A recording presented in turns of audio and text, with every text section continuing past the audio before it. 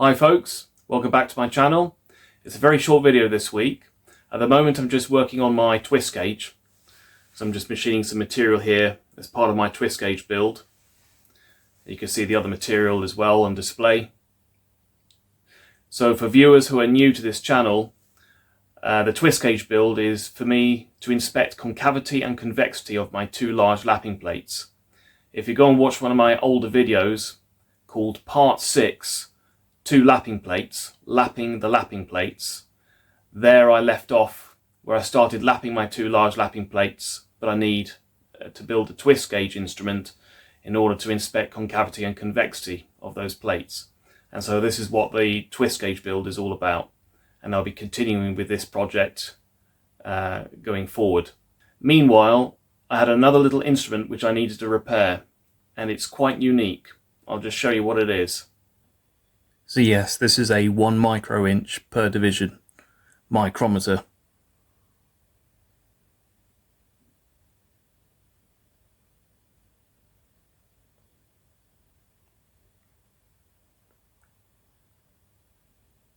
So each division on the scale here represents 1 millionth of an inch per increment. And I've got it set up with a microcarter on top of a gauge block, which is actually on top of the anvil.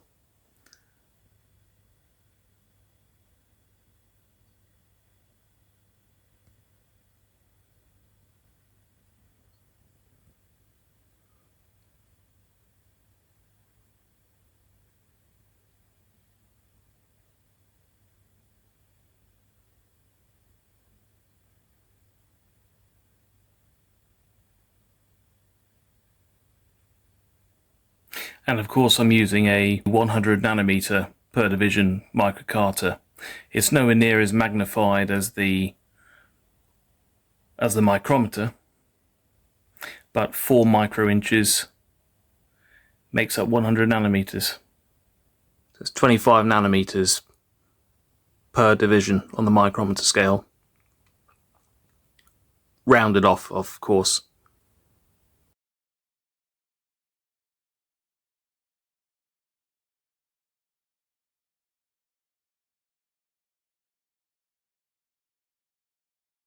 Although the micrometer is 1 millionth of an inch per increment, it does have a much shorter travel. So yes, you are looking at my most recently repaired 1 millionth of an inch per graduation micrometer. Yes, it also does have a screw thread plus another mechanism to gain a higher magnification. And as I already just stated, I'm using a 100 nanometer per division microcarter to show you how magnified the micrometer scale is. So the microcarter, the setup I've got here, is not the best way to indicate this. The reason being, it's because it's to do with the mechanism inside the micrometer. And I'll give you a clue. It's unequal pressures. Unequal pressures between the micrometer I've just repaired and the microcarter. And here I just machined a new collar for my thimble dial.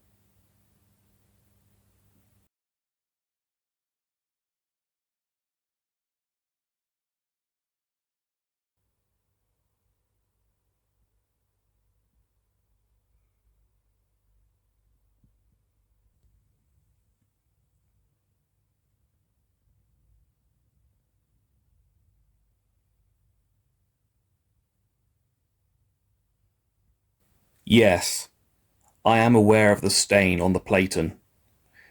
It was there previously, although it is still very flat. If you like what you see, hit that like button. Please subscribe to my channel and stay tuned for the next video, as I will explain how this works, and I'll get into more detail about accuracy of screw threads, particularly to some of the questions and answers from my previous video. Until next time, you take care, and I'll see you in the next video. Goodbye.